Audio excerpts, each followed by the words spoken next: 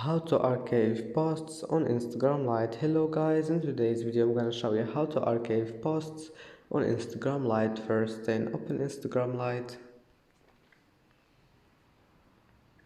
and then just click on your profile. And now all you need to do is just select any post you want here, and here we'll find history points. Click on it, and here we'll find it archive. Just click on it. And as you see here, the posts have been moved to archive, and that's it. Here you can find it.